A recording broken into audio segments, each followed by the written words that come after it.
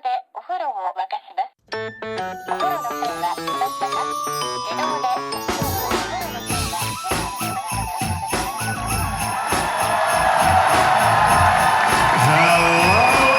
Welcome to another episode of No Such Thing as a Fish, a weekly podcast. This week coming to you live from Birmingham.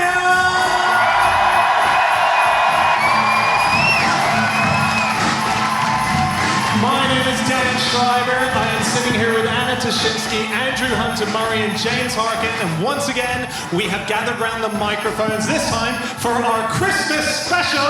Yeah!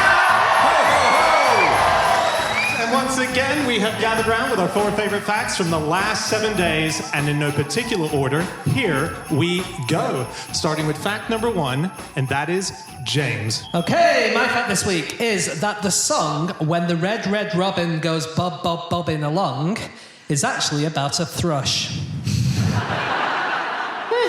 But thrush didn't rhyme with bobbing? It could be rushing along, couldn't he? Should have been rushing along. Russian. It is an American song. The Red, Red Robin Goes Bob, Bob, Bobbing Along. I don't know if you guys know it. When the Red, Red Robin Goes Bob, Bob, Bobbing Along. It was written about the American robin, whose Latin name is Turdus migratorius. And as every childish person knows, the Latin word turdus means thrush. And it's called a robin, that bird, because when the early migrants got to America, it has a red breast, and it reminded them of the European robin. Right. So a lot of American songs, like Rockin' Robin, for instance, is the same. All these songs are actually about thrushes. So technically it should also be Batman and Thrush. Well, that's an own story of Batman's medical problems.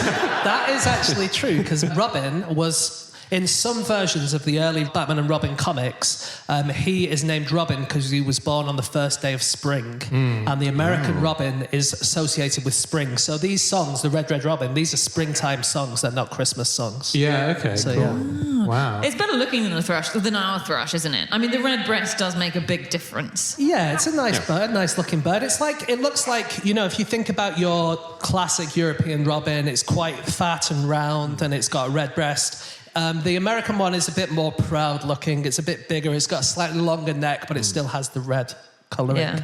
Yeah. And it's the most abundant bird in North America, apparently. Is it? One of those, yeah. It's all over the bloody place.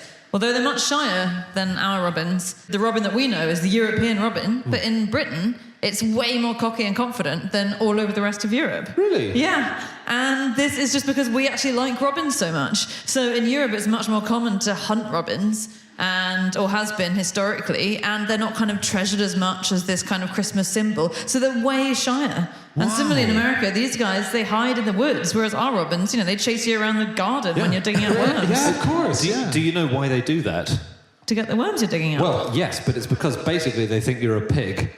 So... What? After Anna said all that nice stuff about robins. Sorry, Anna. It's not reciprocated. Robins basically evolved to follow wild boar around forests.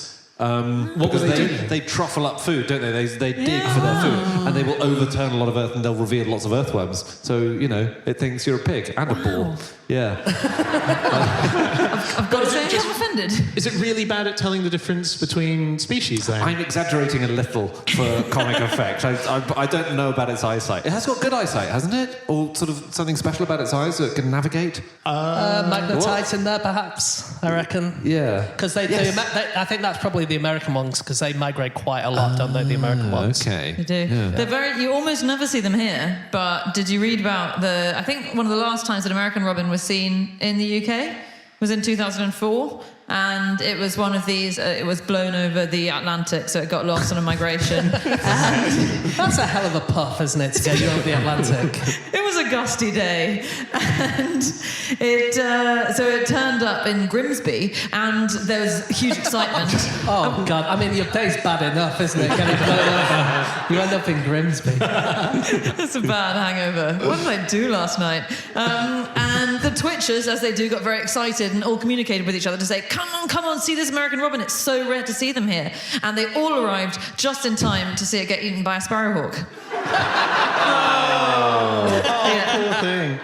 I love that. I didn't know it was called Turd migratus. Turdus, Turdus. yeah. Not Turdus. turd migrators. Turdus migrators. That still works nicely. It's a very, very lazy Harry Potter spell, basically. If you're a bit constipated, is that what you do?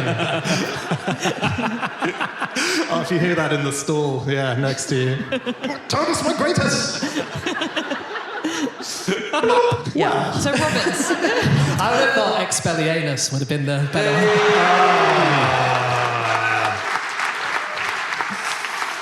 Okay, so on the word turdus, the word sturdy, that supposedly comes from the Latin for thrush. That's supposed to come from turdus as well.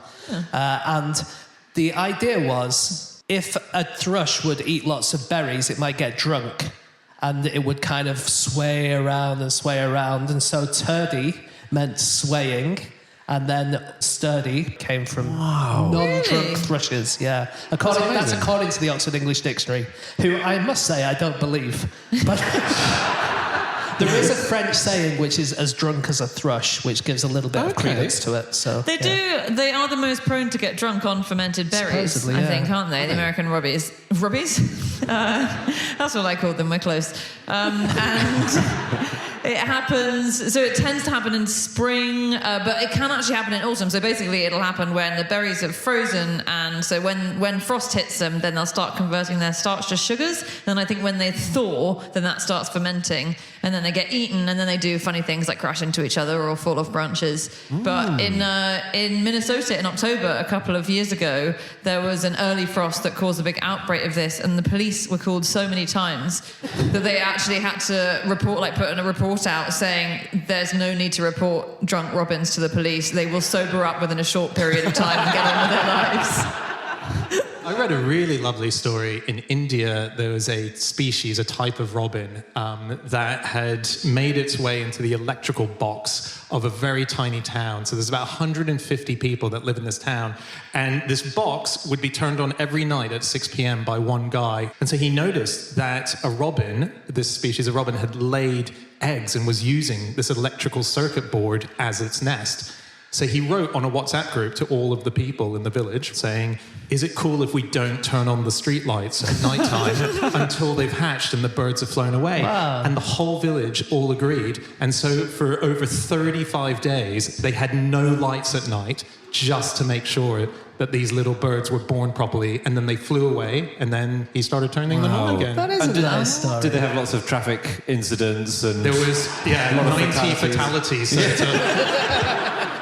So robins live really short lives most of the time, so they live for about 13 months, a very, very high mortality rate in their first year. But if they're through that, they stand a very good chance at surviving for a lot longer. So the oldest ever robin known was recorded as being, it was ringed, with a ring around its foot or whatever. It was 19 years and 4 months. Oh my God. Imagine if there were people just walking around who were 1,000 years old and they just got lucky. Oh my God. Yeah, that's what it's like for robins. When he said ringed, I thought he meant we cut it in half every year and count the rings. It was amazingly hardy, yeah. This fact is about the fact that a robin is actually a thrush, a misnamed bird, and it's a Christmas bird that we're talking about. And so I started looking into other Christmas birds, and it turns out a lot of them are misnamed as well. So one of the great songs that we have, the first day of Christmas, my true, we have a bunch of birds in that song, don't we? Right? Yeah. So, okay, turtle doves. Turtle doves are given in the thing. So we think that they're called turtle doves because they make a tur-tur sound. So that's the turtle. So as the article points out, and this is according to a biologist called Pamela Rasmussen, no relation to turtles. So they're This is your fact? The doves are not related to turtles? turtle doves, zero relation to turtles. Myth busted. Myth busted. French hens. There's 3 French hens in it. Oh my God. They're probably from France, but they're not actually a species called French hen. Okay. That doesn't exist. So Myth busted. second one down. Calling birds.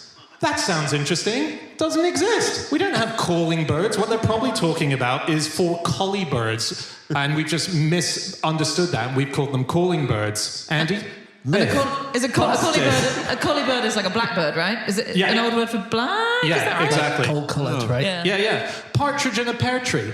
They're ground birds. They're never seen in trees. That is good, actually. You say the best to last. Myth busted. You do see the odd partridge in a tree. To be fair, but they don't nest in trees. Are they drunk?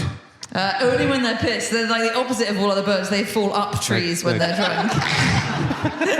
The song "When the Red Robin Goes Bob Bob Bobbing Along." Yeah. Really quickly on that. It was written in 1926 or 1925, but in 1926 it was a hit for Whispering Jack Smith, Cliff Edwards, Paul Whiteman, the Ipanema Troubadours, and Al Jolson. In the same year, it was a hit for all those people. Wow. And it's not like one of those, you know, when you get a rap song and you got 20 different rappers on it. They all did their own version of That's it. amazing. It all became What was the huge. first one called? It was Whispering Jack Smith. That sounds terrifying. When the red robin goes It was most famous by vaudeville star Lillian Roth. She's the most famous one who sang it. And she sang it when she was really young, when she was about 14 or 15. And then she became not famous anymore. And then later on, she went on This Is Your Life. And she kind of was really honest about her alcoholism. And she got more than 40,000 letters when she went on This Is Your Life. She wrote an autobiography, and then it got turned into a movie starring Susan Hayward, and that was nominated for an Academy Award. So, because her life was so amazing. And then when she kind of went on This Is Your Life, she became famous again, and she had a huge sort of revival. She went on Broadway and did her own song, and the highlight of her act was singing When the Red Robin Came Bob Bob Bobbing Along, but she sang it in the style of the person who played her in the movie, doing an impression of her. Jesus. Isn't that amazing? You probably know the song most because I know you go to Charlton Athletic every now and then, and that's what they sing. Is that what they're trying to sing? Jesus Christ. Right. Really? Are they doing it in the style of this woman doing it in the style of her own dog who's doing it in the style of some other bird? Wow. Did you guys read that there's a type of thrush that gets its prey to come to the top of the surface by farting on the ground? What, and it lures worms towards it? Yeah, by so doing it just that? gets down and it just starts farting. And what and do then, the worms think? I think you know that thing where it's kind of like it feels like it's rain and it's coming up and they hear vibrations and they come up. It turns out, anyway, it's not true. Dan, can I do the others?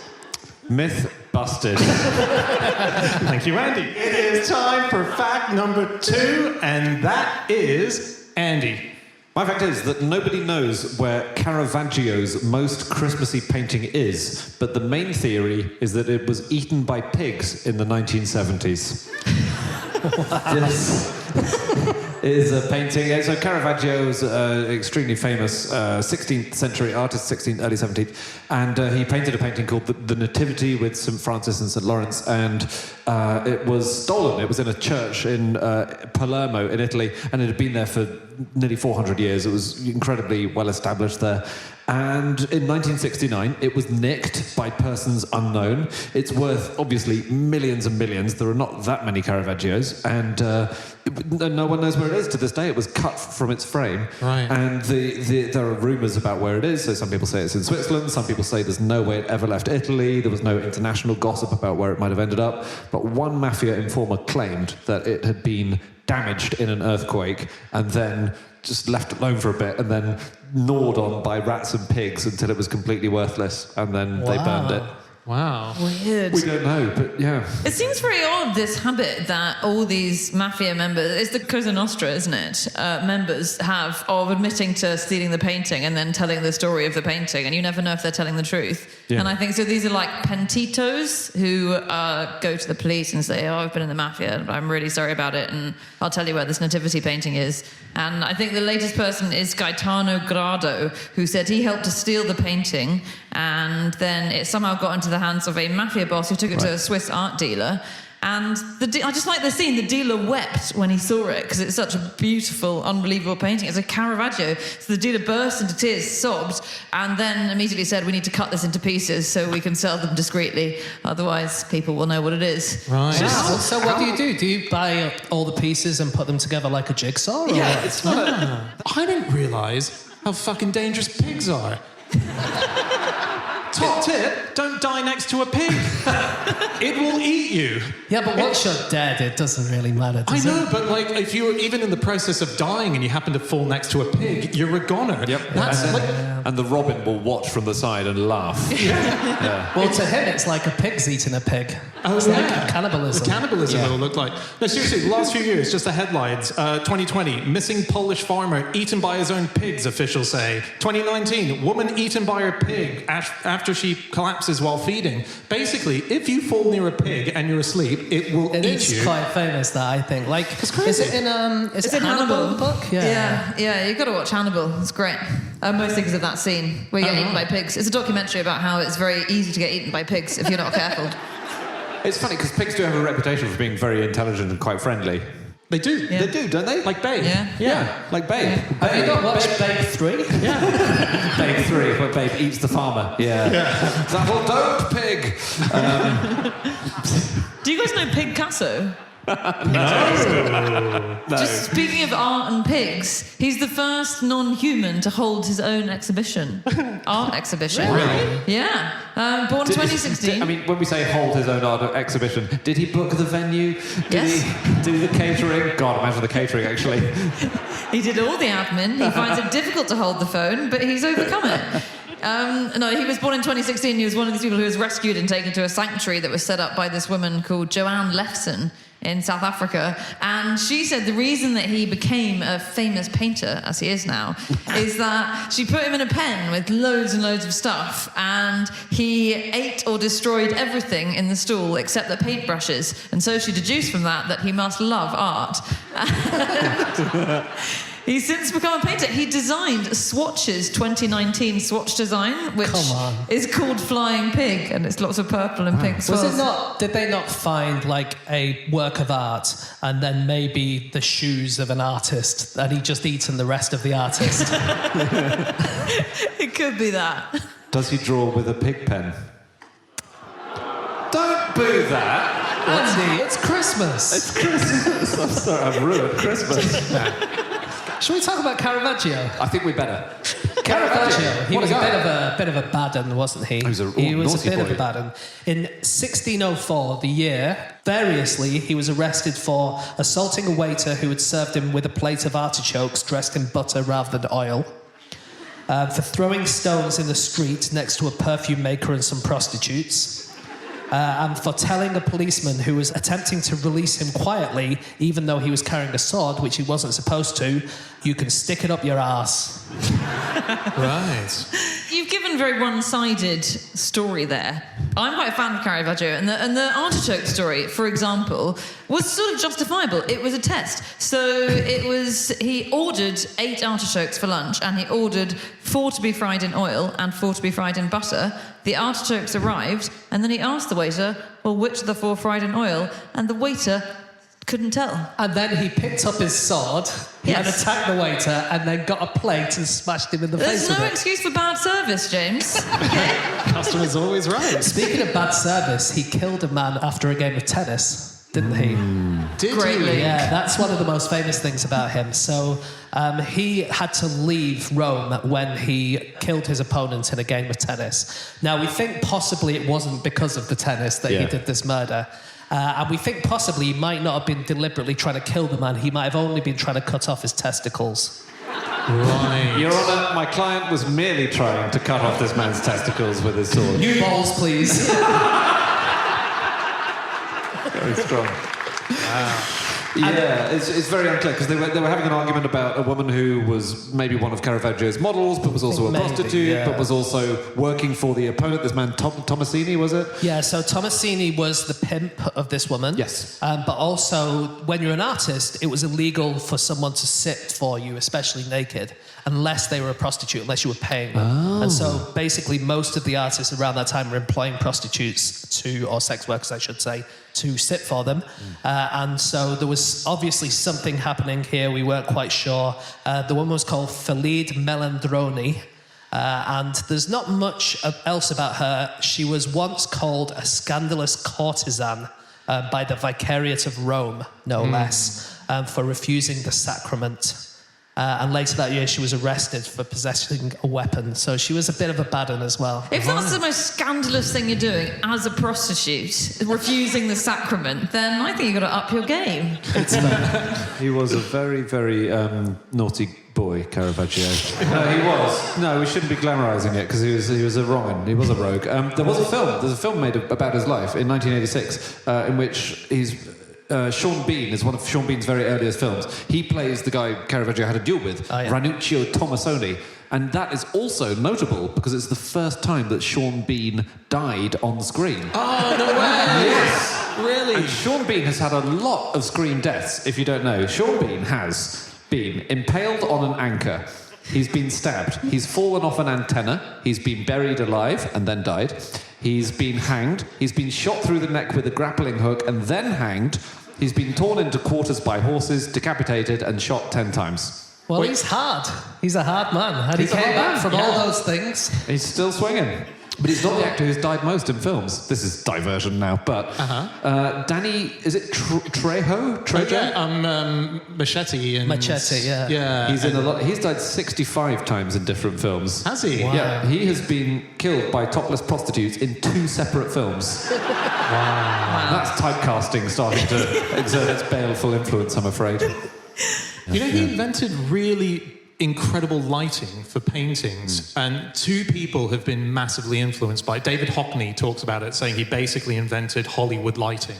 It was in one direction, and he believes that It was in one direction? Yeah, He was multi-talented. he was a very influential character. He supposedly he would use mirrors to sort of bend light towards, and Martin Scorsese, when he would see his paintings, was a lot of Scorsese's movies, he says, were influenced by the lighting that he saw in Caravaggio's paintings, and is convinced that if he was in modern times, he would have been one of our great directors purely for that, purely for his understanding of light and composure. Yeah, but it was particularly dark. I've always thought they're too dark. It always looks like it's not very well lit in galleries, I think. I agree. It's basically because it's all kind of black except one shaft of light. Yeah, it's like Blade Runner. Yeah, but he did get in trouble once with his landlord. In fact, he was evicted because he was renting a room and he cut a hole in the ceiling to get that single shaft of light through. Cool. And a lot of landlords hate that. Was it in the ceiling so rain could get in? In the roof, yes. Yeah. I suppose that's going to ruin the painting, isn't it? Didn't think Well, it also, through. he was in a ground floor flat, so he had to do every single... Can we move on to the next fact? Yes, please. Okay, it is time for fact number 3, and that is my fact.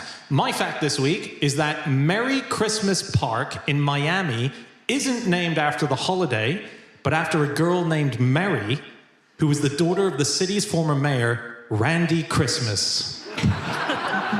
I love that song.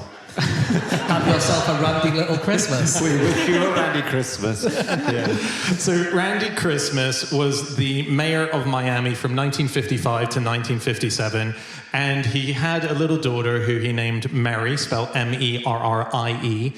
And Mary, unfortunately, was quite sick when she was born. She was born with only 1 kidney, which she was basically correctly diagnosed with when she was about 3 years old. And they thought that she wasn't going to make it, unfortunately. And one of the things that Miami wanted to do to sort of talk about, you know, what an amazing and brave girl she was going through, what she was going through, is to name this park after her. So it's a very tiny little park. And she was an amazing person. She had 12 operations. They thought she was only going to live for a few months, but she had survived 12 more years. She used to go to the park once a year. She loved visiting it. She would sometimes go to it during Christmas as well, to visit Merry Christmas Park, her park, she used to say. She sadly passed away, but she did get to experience this park for a long time. It's really cool. And how many disappointed people would show up at the park every day throughout December going, where the hell's Santa Claus? Why is there a 12-year-old girl here instead? It's good to look at the story that way as well. She's letting a lot of people down. Yeah. Is this your fault, you little dick? What is this? Get out your wheelchair and look me in the eye. Yeah. Come on, Anna. So the Christmas family, they said it took them 3 children for them to get up the nerve to call one of them Merry. Oh, really? Although Merry Christmas did have his sister called Holly, who actually is still around. She was posted on the internet in June this year, so she's definitely still alive. Some of the other children in the school would tease Merry Christmas and call her Happy New Year. when she died, she did die very young, but she was so popular that they had to put on buses to get people to the funeral. It was an absolutely massive funeral. Wow. Yeah. And Randy Christmas's mother was called Leonora Pauline Pope Christmas.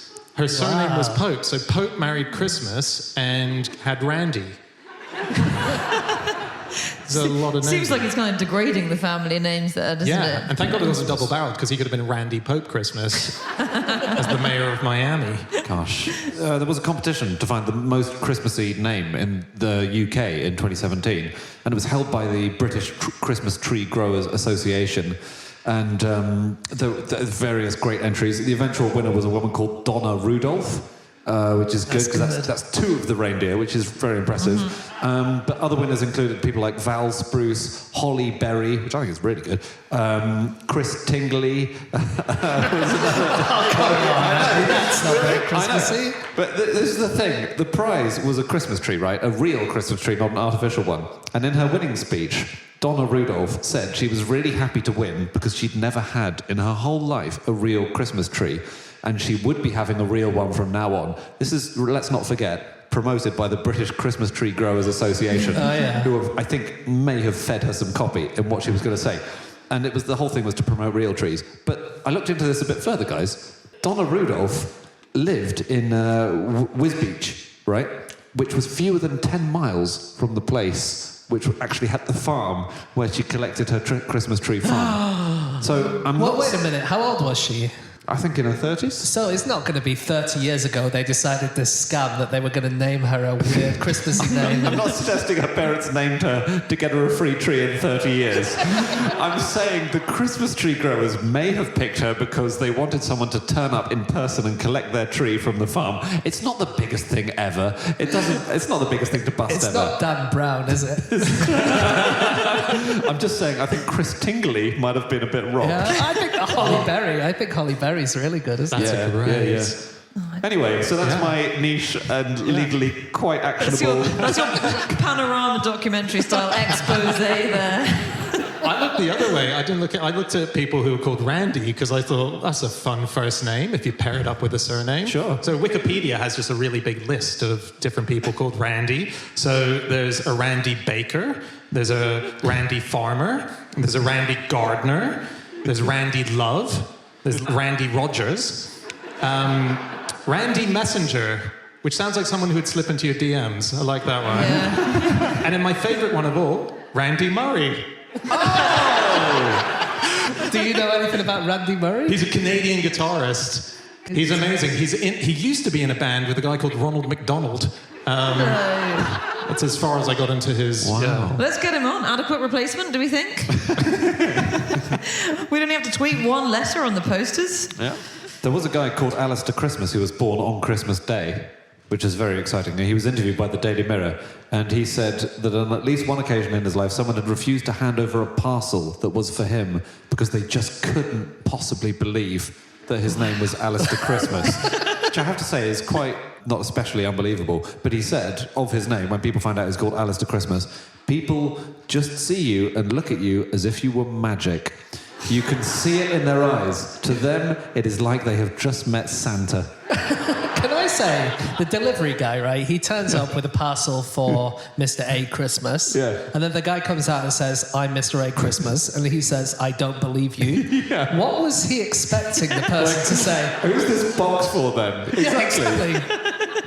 Does he just take it home? I don't know. There's the surname Christmas, quite common in Essex and Sussex. And the theory is that it was probably, people got their surnames in the olden days. It was probably someone who was born on Christmas Day. That's what we think. However, there is a guy called Henry Christmas, who is a retired engineer who has spent decades delving into the history of the name.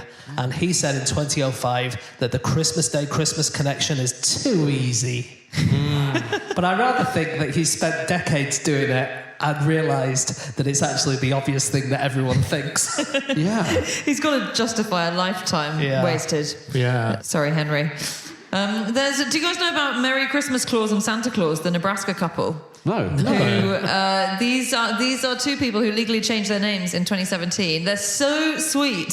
So they won't give their real names to journalists who interview them. So they are now, the wife is Merry Christmas Claus, the husband is Santa Claus, and they go and they dress up. They wear their dress reds at Christmas, which is the term for the Santa outfits. And for the rest of the year, Santa's a taxi driver. And yeah, they just decided they loved being in the mall so much, having kids swarming around them, sitting on their laps and everything, that they've changed their names. And it's so sweet. They met in December 2009, and she, Merry Christmas Claus, said she knew he was the one when he offered to make me dinner. There aren't many men willing to cook a woman dinner. I knew I'd found a keeper. Which does imply a low bar. She then says, but the bar gets even lower. She said, what I love about Santa, my husband, is that he's so great at the kid-friendly jokes at Christmas. So, can someone explain this to me? She says, when the kids ask for iPods, he says, why an iPod? Wouldn't you rather have a 3-pod? There's 3 Ps in a pod, but there's only one I in an iPod. The parents roar with laughter over that. Does that make sense? I think, what does that mean? Kind of.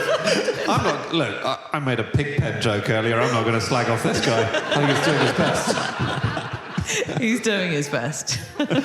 Wow. We're ignoring one very famous Christmas. It was a fictional Christmas.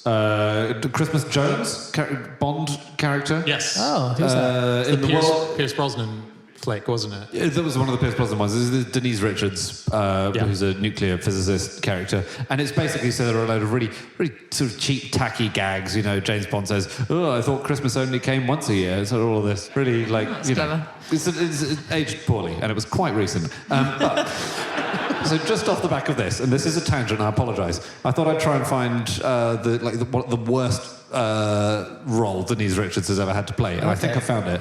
Her first starring role was in a film called Tammy and the T-Rex, okay?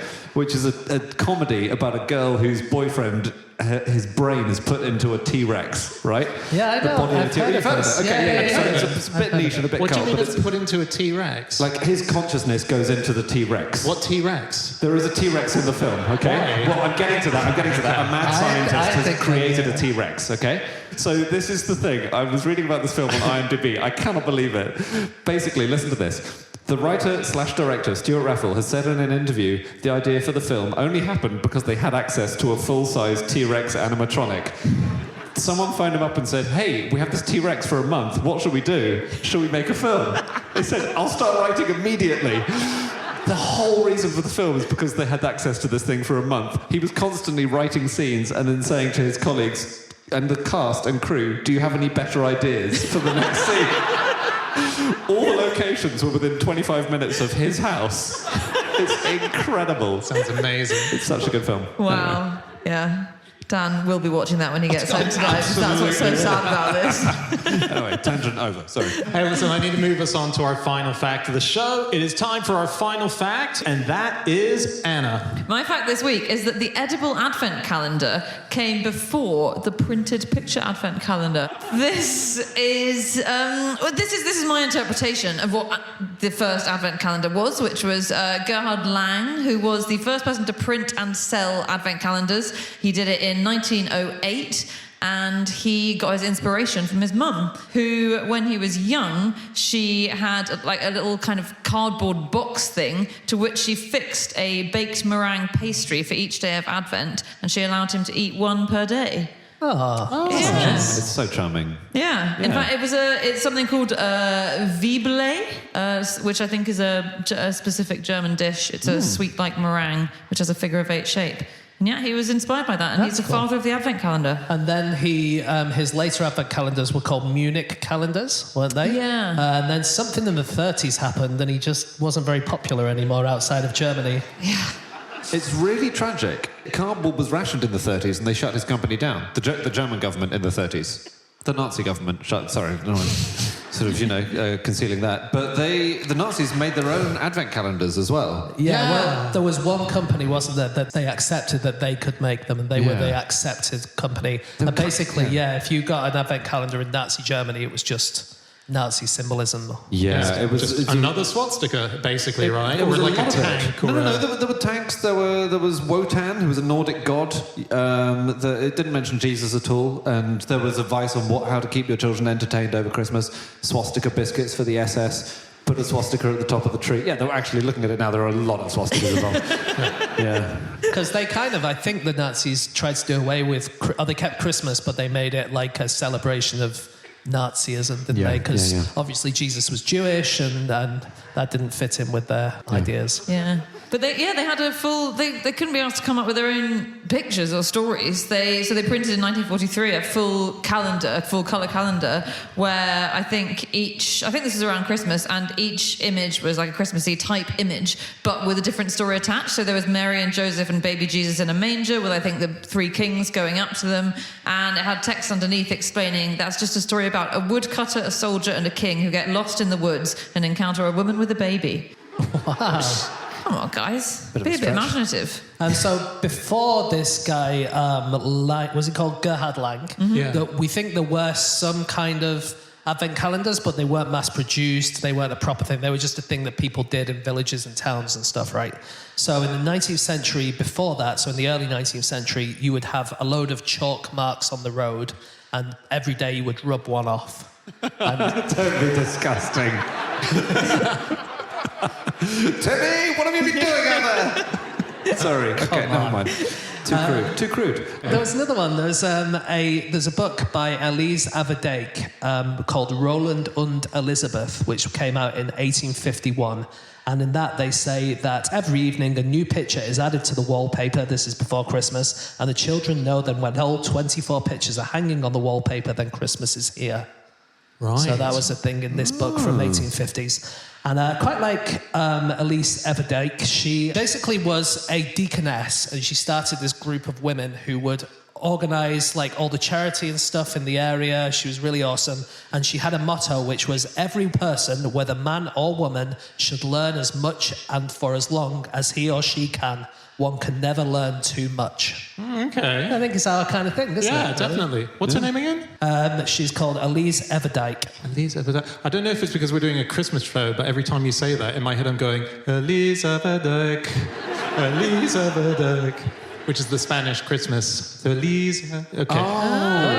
Very good. Just scans in my head every time. The advent calendars have gone really stratospheric in the last few years. I think there have been extreme novelty ones. So this year, you can get a Sriracha advent calendar, which is marketed as the 12 days of Sriracha. But then, surely everything is just the same flavour of Sriracha every time, though? James, I'm here to tell you, you're wrong. Because it has 12 200-milliliter bottles of Sriracha, which apparently you're getting through one of these things a day. Really? Original, mayo, yellow chili, green chili, wasabi, blackout, super hot, extra garlic, smoky, black pepper, tikka, and yuzu Srirachas are available. And if you drink one of those every day, you will die. Sorry, just wanted to counteract the product placement we were doing there. Okay, well, are you hoping that you might get some free Sriracha? I actually don't especially like Sriracha. I don't know why I brought it up. Well, I was going to tell you about the 2017 Porsche advent calendar that cost $1 million each. Wow. There was only one allowed on each continent on Earth. But it was 1.75 metres in height. It was made from aluminium. It contained a gold watch designed by Porsche. It supposedly contained a kitchen, but it's definitely not big enough, so maybe a voucher for a kitchen. I'm not really sure. It had a voucher possibly as well for a yacht in there. Also some sunglasses made from gold and some cufflinks. Hang on, who are you handing this yacht voucher to? I love the idea of just like being at Tesco. Do you have any vouchers to redeem against your transaction today? Yes, I've got this for one yacht, please.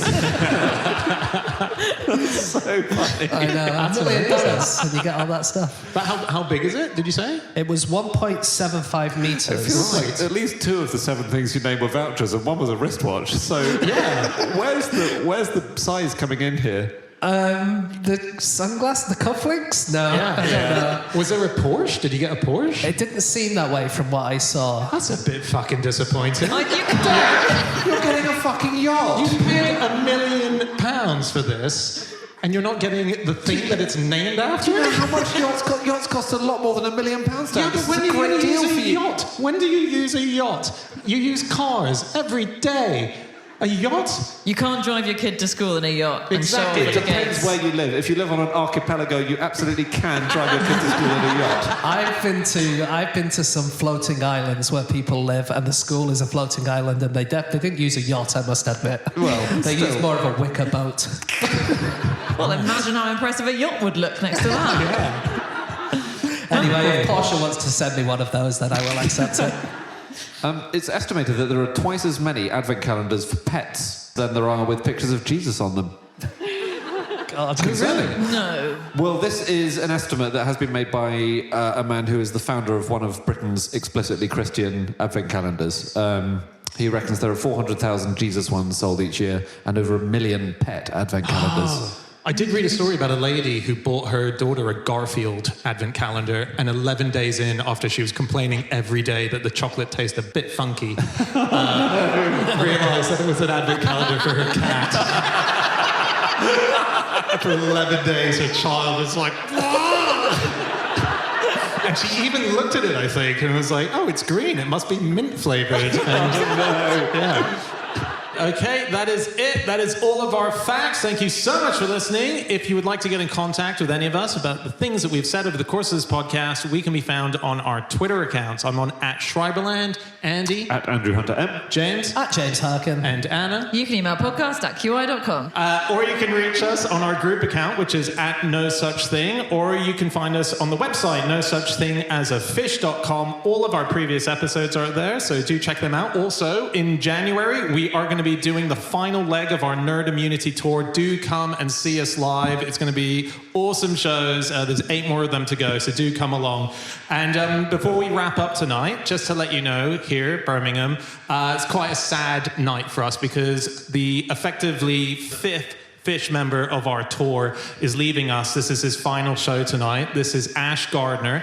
Ash, you will know in the background of No Such Thing as a Fish. He is the singer and writer of our theme tune, which is called Wasps.